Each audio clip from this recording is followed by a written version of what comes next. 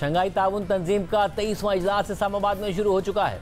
आज इजलास के पहले दिन मेहमानों की आमद का सिलसिला जारी रहा, जबकि अब से कुछ देर पहले वज़ीर आज़म की जानिब से तमाम शुरका के लिए इशाइये का इंतज़ाम किया गया है, जबकि कल से इजलास का बाकायदा आगाज़ होगा। SCO का ये इजलास इसलिए भी काफ़ी अहमियत का हामिल है क्योंकि इस इजलास में शिरकत के लिए 9 साल बाद कोई भारतीय वज़ीर ख़ारजा पाकिस्तान आए हैं। इससे पहले 2015 में भारतीय वज़ीर ख़ारजा सुषमा स्वराज पाकिस्तान आई थीं।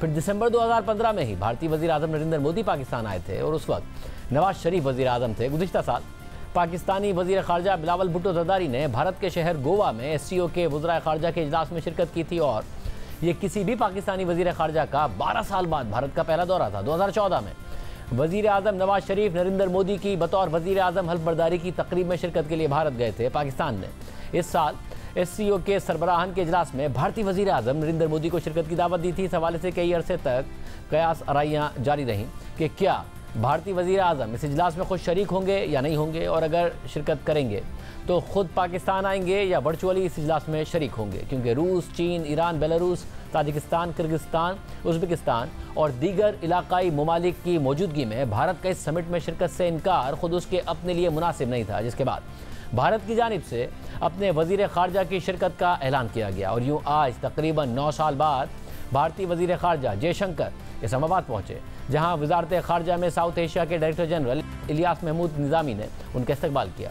इस हवाले से भारतीय खबर रसाई इदारे टाइम्स ऑफ इंडिया ने रिपोर्ट किया कि ये इतना जल्दी ख़त्म होने वाला दौरा नहीं होगा जैसा कि पहले तस्वुर किया जा रहा था, लेकिन जयशंकर पाकिस्तान में 24 घंटों से ज़्यादा नहीं गुजारेंगे। भारतीय वज़ीर ख़ारजा के दौरा पाकिस्तान के बावजूद दोनों ममालिक में बाहिमी दिलचस्पी के उमूर पर बहस और ताल्लुकात की बहाली के आसार कमी है, क्योंकि भारतीय वज़ीर ख़ारजा पाकिस्तान आने से पहले भारतीय मीडिया को वाज़ेह कर चुके हैं कि मैं वहाँ कसीरुल मुल्की इजलास के लिए जा रहा हूँ।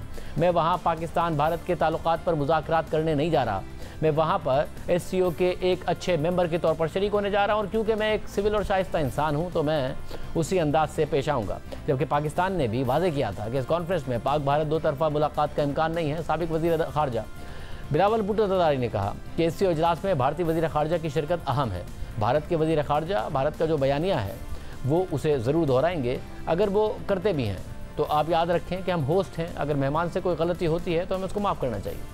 SCO की कॉन्फ्रेंस एक ना सिर्फ एक मल्टीलैटरल इवेंट है, मगर इनके रूल्स के तहत हम आपस की जो बायलैटरल इश्यूज हैं हम इनके फोरम्स पे वो बायलैटरल इश्यूज नहीं उठाते हैं। बायलैटरली हम तो बात नहीं कर रहे हैं, मगर जो मल्टीलैटरली हम बात कर रहे हैं वहां हम मल्टीलैटरली अग्री कर रहे हैं कि हम कुछ टेररिज्म के कॉन्टेक्स्ट में, कुछ डेवलपमेंट के कॉन्टेक्स्ट में, कोई दूसरे कॉन्टेक्स्ट में हम तो मुख्तलिफ इसी फोरम के नतीजे में हम ऐसे कोई एग्रीमेंट्स पे पहुंच पाएंगे जिसमें भारत और पाकिस्तान आपस में नहीं लेकिन तमाम SCO मेंबर स्टेट्स मुख्तलिफ चीजों पे एग्री कर पाएंगे। बहुत से ऐसे इश्यूज हैं जहां अगर भारत और पाकिस्तान मल्टीलैटरल कॉन्टेक्स्ट में कोऑपरेट कर सकते हैं तो दोनों मुल्क को ये बात पे गौर करना चाहिए कि शायद बायलैटरल कॉन्टेक्स्ट में हमें उन्हीं पॉइंट्स पे गौर करना चाहिए। भारत का वजीर खारजा खुद से रह नहीं पाएगा, भारत का बयानिया है वो जरूर शायद उसको दोहराएगा। अगर वो करता भी है, आप याद रखिए कि हम होस्ट हैं, का मेहमान से कोई गलती होता है तो हमें उसको माफ करना चाहिए। हमारे तरफ से इंशाअल्लाह ताला ऐसे कोई गलती नहीं होगा, और ना भारत का वजीर खारजा को ना भारत के अवाम को कोई ऐसा वजह मिलना चाहिए कि वो शिकायत करे। जबकि दूसरी जानिब 11 सालों बाद चीनी वज़ीर आज़म भी पाकिस्तान आए हैं। इसके अलावा रूस, बेलारूस, काज़ाकिस्तान, किर्गिस्तान, ताजिकिस्तान और उज़्बेकिस्तान की नुमाइंदगी वहाँ के वज़राए आज़म कर रहे हैं, जबकि ईरान की नुमाइंदगी उसके नायब सदर रेज़ा आरिफ कर रहे हैं। SCO इजलास के लिए आने वाले मंदूबीन की सिक्योरिटी के लिए इस्लामाबाद में सख्त इंतजाम किए गए हैं, जिसके लिए फ़ौज की भी मदद ली गई है। हुकूमत ने 10,000 से ज़ायद पुलिस और पैरामिलिट्री स्टाफ को तैनात किया है, जबकि गैर मुल्की मेहमानों की रिहाइश के लिए 14 मुख्तलिफ मकामात मुख्तस किए गए हैं।